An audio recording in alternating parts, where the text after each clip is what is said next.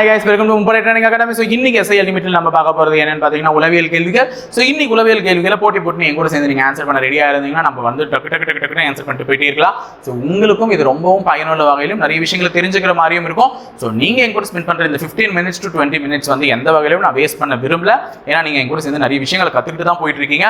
So எங்க கூட சேருங்க, நிறைய விஷயத்தை கத்துக்கோங்க, நிறைய விஷயங்கள்ல பயனடைங்க அப்படின்னு சொல்லிட்டு நம்ம இன்னைக்கான வீடியோ ஸ்டார்ட் பண்ணி விட்டுடலாம். So இன்னைக்கு ஃபர்ஸ்ட் क्वेश्चन என்னன்னு பாத்தீங்கன்னா find the correctly matched pair பொருத்தமான வார்த்தையை தேர்ந்தெடுக்கவும் அப்படின்னு சொல்லிட்டு தான் கொடுத்திருக்காங்க. சோ சுருள் என்றால் சுழல், வளையல் என்றால் எதனுடன் தொடர்புடையதுன்னு சொல்லிட்டு கேட்டிருக்காங்க. ஸ்ப்ரிங் எப்படி தான் இருக்கும், உங்களுக்கு சுழல் டைப்ல தான் இருக்கும். அப்போ வளையல் எப்படிமா இருக்கும், வட்டமா தான் இருக்கும்.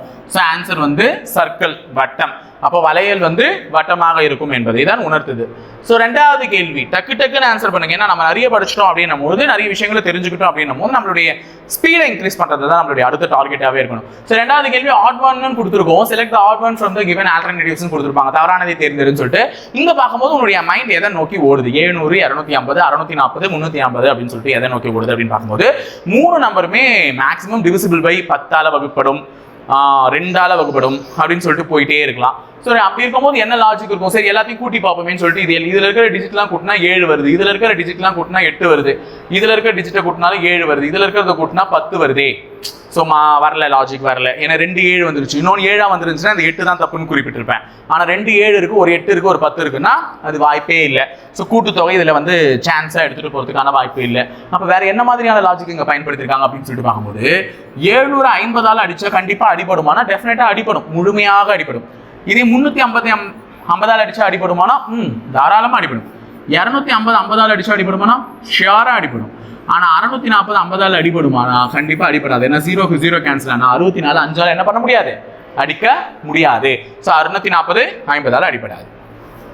மூணாவது கேள்வி விடுபட்ட வார்த்தையை கண்டுபிடிக்கவும். நாங்க நிறைய முறை சொல்லிட்டு வந்து விடுபட்ட வார்த்தைன்னு சொல்லிட்டு இதுக்கப்புறம் நீங்க தான் அந்த விடுபட்ட வார்த்தையை ஒழுங்கா எனக்கு சொல்லணும். ஏன்னா விடுபட்ட வார்த்தையின் போது சுலபமான ஒரு விஷயம் தானே, எல்லாருமே ஈஸியா கண்டுபிடிக்க வேண்டியது. ஏபிசிடி பார்த்திருந்தா இந்த இடத்துல என்ன வார்த்தை வரும்ன்றது என்னை விட நீங்களே தெளிவா சொல்லிடுவீங்க. ஸோ ஏபிசிடி பார்த்திருந்தீங்கன்னா பார்த்தாலே இது லெட்டர்ஸ் ஆர் மேபி கண்டினியூஸா ரைட் பண்ணியிருக்காங்க. ஏன்னா EFGH KLM OPQ TUV XYZ எல்லாமே லைனா தான் எழுதப்பட்டிருக்கு. இங்கேயும் லைனா இருக்கக்கூடிய ஒரு வார்த்தை தான் வரப்போகுது. ஆனா அது எந்த லைன் அப்படின்னு சொல்றத எப்படி இருக்கணும்ன்றத நீ தான் கண்டுபிடிச்சு எழுதணும். கண்டிப்பா ரிவர்ஸ்ல இருந்து தான் லைனா வருது. அப்ப BCD வராதுன்னு ஒமிட் பண்ணலாம். மிச்சத்துல யார் வருவாங்க அப்படின்றத நீங்க கரெக்டா ஃபிக்ஸ் பண்ணி உன்னுடைய ஆன்சர் என்ன பண்ண போற, கமெண்ட் போட்டு போங்கப்பா. ஓகேவா? அடுத்தது நாலாவது கொஸ்டின். இங்க வந்து ஒரு விடுபட்ட எண்ணெய் கண்டுபிடின்னு சொல்லிட்டு ஒரு ட்ரிக்கியான ஒரு கொஸ்டின் பசில் மாதிரி கொடுத்துருக்காங்க. ஸோ மேல இருக்கக்கூடிய விடைகள் பார்த்தீங்கன்னா இங்க 216ன்னு இருக்கு, இங்க என்ன இருக்கு 16ன்னு இருக்கு, இங்க 49ன்னு இருக்கு. ஸோ இங்க நடுவில் தான் கொஸ்டின் மார்க்கை வச்சிருக்காங்க. ஸோ இந்த நம்பர் ஏதோ பண்ணி தான் மேல இருக்க நம்பரை டெஃபினட்டா எடுத்துட்டு வந்திருக்காங்க. இங்க என்ன இருக்கு 6, இங்க 3, 6ஐயும் 3ஐயும் என்ன பண்ணா 216 ஆகும்னா எனக்கு தெரியும். 6 நீ 3 முறை பெருக்குன்னா என்ன ஆகும், 216 ஆகும். அப்ப 6 என்பது பேஸ், கியூப் என்பது அதனுடைய பவர். அப்ப இங்க ரெண்டாவதா கொடுக்கப்பட்ட நம்பர் பவர், கீழே கொடுக்கப்பட்ட நம்பர் பேஸ். அப்ப இங்க 2 4 இருக்கா, 2 அடுக்கு 4ன்னு எழுதுனா 2 எத்தனை முறை பெருக்கணும், 4 முறை பெருக்கணும். ஸோ 4 முறை பெருக்குனா உனக்கு என்ன கிடைச்சிருக்கும், 16 கிடைச்சிருக்கும். ஏன்னா 2 2 4 2 2 4 4 4 16. அப்ப 7 என்ன பண்ணிருந்தா உனக்கு இங்க 49 கிடைச்சிருக்கும். நான் 7 எத்தனை முறை பெருக்குனா 49 கிடைக்கும், ஆப்வியஸ்லி 2 முறை பெருக்குனா தான் 49 கிடைக்கும். அப்ப இந்த விடுபட்ட இடத்துல வர வேண்டிய எண் என்ன, 2. ஓகேவா? அஞ்சாவது கேள்வி ஒரு டைரக்ஷன் கொஸ்டின் கொடுத்திருக்காங்க.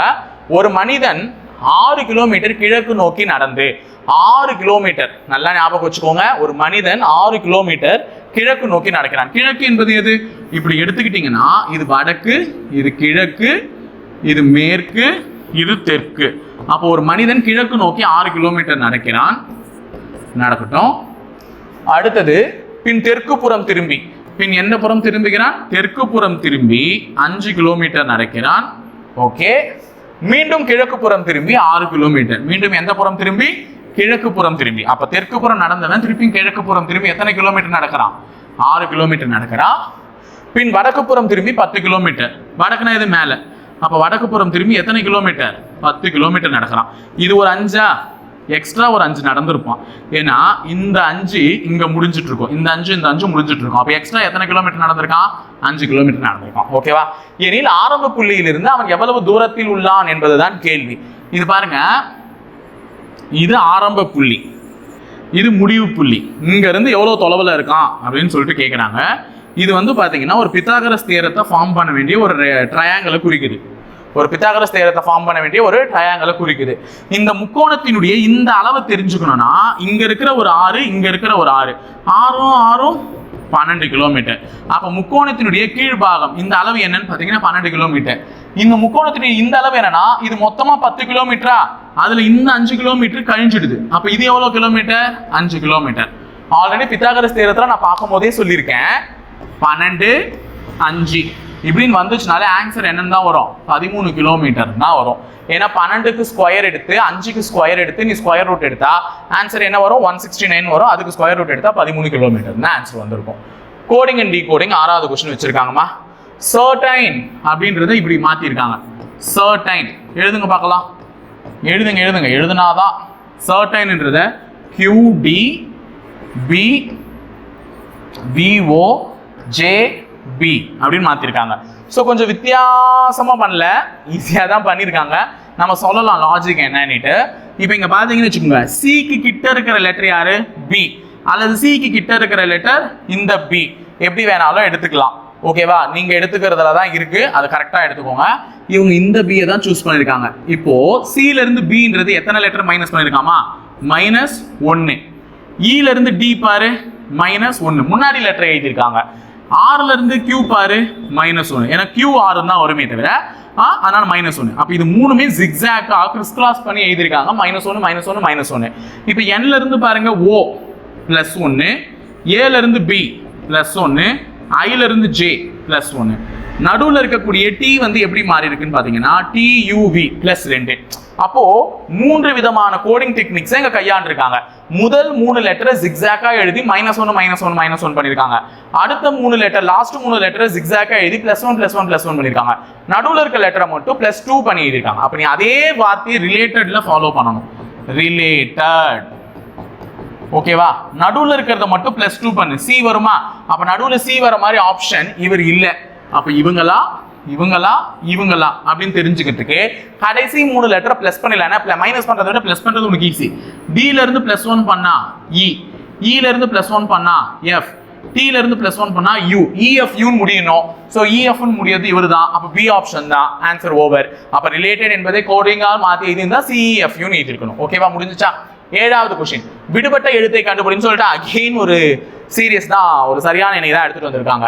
எல்ல ஏன் LJH இதை என்னன்னு மாத்திருக்காங்கன்னா KKIன்னு மாத்திருக்காங்க. ஓகேவா?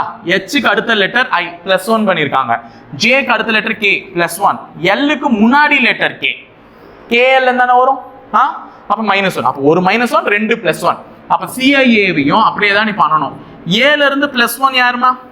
B, I ல இருந்து +1 யாரு? J, C ல இருந்து -1 யாரு? B, BJB அப்படின்னு வரணும். ஓகேவா? BJB. ஓகேவா?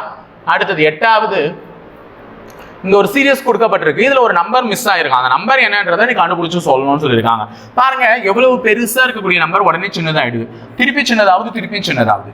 அப்ப என்ன பண்ணிருக்காங்கன்னா இருக்கக்கூடிய நம்பர்கள் அப்படியே தான் ரிப்பீட் ஆகுது. இங்க பாருங்க 96782345 6782345 இருக்கு. அப்ப முதலில் இருக்கக்கூடிய 9ன்ற நம்பரை ரிமூவ் பண்ணிட்டு இங்க எழுதிருக்காங்க. அடுத்து இதுல இருந்து இங்க 5ன்ற நம்பரை ரிமூவ் பண்ணிட்டு எழுதிருக்காங்க. திருப்பி இங்க இருந்து இங்க 6ன்ற நம்பரை ரிமூவ் பண்ணிருக்காங்க. திருப்பி இங்க இருந்து இங்க 4ன்ற நம்பரை தான் ரிமூவ் பண்ணணும். ஏன்? முதல்ல ஒரு நம்பர், கடைசியில ஒரு நம்பரை ரிமூவ் பண்ணிட்டு வராங்க. ஃபர்ஸ்ட் நம்பர் ஓடிச்சு, லாஸ்ட் நம்பர் ஓடிச்சு, ஃபர்ஸ்ட் நம்பர் ஓடிச்சு, லாஸ்ட் நம்பர் ஓடிச்சு. அப்ப ஆன்சர் என்னன்னு வரும்? 7823 அப்படின்னு சொல்லக்கூடிய சி ஆப்ஷன் தான் வந்திருக்கணும். ஓகேவாமா? ஆன்சர் காட்டா? ஓகேவா? சோ அடுத்தது 9th கொஸ்டின், விடுபட்ட எண்ணை கண்டுபிடிங்க. What will be the comes at the place of question mark அப்படின்னு சொல்லிட்டு கொடுத்திருக்காங்க. சோ இங்க ஏதோ இந்த 3 நம்பரை பண்ணி தான் கீழே இருக்கிற நம்பர் இந்த விடையை எடுத்துட்டு வந்திருக்காங்க. அப்ப இந்த 3 நம்பர் ஏதோ ஒன்று பண்ணி தான் 38. இந்த 3 நம்பர் என்ன பண்ணா இங்க என்ன வரும்ன்றது தான் கேட்கிறாங்க. சோ 1 4 7 என்ன பண்ணா 27 வரும்னா 4யும் 7யும் பெருக்குனாலே 28, 4யும் 7யும் பெருக்குனாலே 28. அப்ப மேல இருக்க 1 சும்மாவானா அவனை மைனஸ் பண்ணிடு, ஆன்சர் வந்துருச்சு பாரு. அப்ப கீழே இருக்க இந்த 2 நம்பரையும் பெருக்கி மேல இருக்க நம்பர் என்ன பண்றாங்க? கழிக்கிறாங்க. சோ இங்கேயும் அதே டெக்னிக் ஃபாலோ பண்ணலாமா? நடுவுல 2 5 8, 8யும் 5யும் பெருக்குனா 40, 40ல 2 கழிச்சா 38. விடை அதானா? பாருங்க வந்திருக்கு. அப்ப நமக்கு கொடுத்தது கண்டுபிடிச்சிடலாமா? 6 9 பெருக்குனா 54. 54ல 3 போச்சுன்னா 51. So answer option C. ஃபினிஷ்டா? Last and final question. ஒரு வென் டயக்ராம் கொஸ்டின் கேட்டிருக்காங்க. அசால்ட்டா போட்டுருவீங்க நீங்களே. வீடு படுக்கை அறை குளியல் அறை அப்படின்னு சொல்லிட்டு கேட்டிருக்காங்க. Bathroom, bedroom, house. நல்லா ஞாபகம் வச்சுக்கோ. சில பேர் இதுக்கு 2 விதமான பதிலை சூஸ் பண்ணிடுவீங்க. என்னன்னா ஒன்று பி இல்லைன்னா சி அப்படின்னு சூஸ் பண்ணுவீங்க. பி எதுக்காக சூஸ் பண்ணுவீங்க? சார் என் வீட்டுக்குள்ள பெட்ரூம் இருக்கும், பெட்ரூம்குள்ளே நான் பாத்ரூம் வச்சிருக்கேன் சார், நல்லா அட்டாச் பாத்ரூமோடவே வாழ்ந்தவன் அப்படின்னா இருந்துட்டு போ, அதுக்காக பிஏ சூஸ் பண்ணுவியா? தப்பு. வீட்டுக்குள்ள பெட்ரூமும் இருக்கலாம், பாத்ரூமும் இருக்கலாம். ஆனால் பாத்ரூம்ல செய்ய வேண்டிய வேலையை பெட்ரூம்லையும், பெட்ரூம்ல செய்ய வேண்டிய வேலையை பாத்ரூம்லையும் செய்வியா? நான் என்ன சொன்னேன்? தூங்குறத சொன்னேன். ஓகேவா? தூங்குவியா? போய் பாத்ரூம்ல தூங்கிடுவேன், இல்லை அங்கே பண்ண வேண்டியது வந்து பெட்ரூம்ல பண்ணுவியா? கண்டிப்பாக கிடையாது. ஆக மொத்தம் 2மே வேற வேற பிளேசஸ். அப்போ பெட்ரூம் என்பது தனி, பாத்ரூம் என்பது தனி. அது 2மே எங்கே தான் இருக்கும்? வீட்டுக்குள்ள தான் இருக்கும். ஸோ ஆன்சர் எது? சி. ஸோ இந்த மாதிரி கான்ட்ராடிக்ஷனா நீங்களா உருவாக்கிக்காதீங்க. ஸோ சிம்பிளா ஆன்சர் பண்ண வேண்டியதை சுற்றி வளைச்சு யோசிச்சு மூக்க தொடர கதெல்லாம் வேணாம். ஓகேவா? ஸோ நல்லபடியாக பண்ணுவீங்க நான் நம்புறேன். ஸோ இணைந்திருங்கள். மேலும் நம்ம பயணிக்க தான் போகிறோம் இந்த எஸ்ஐ அல்டிமேட்ல. நீங்கள் கூட சேர்ந்து கொடுக்குற சப்போர்ட் மூலமாக தொடர்ந்து பயணிக்கலாம். நன்றி, வணக்கம்.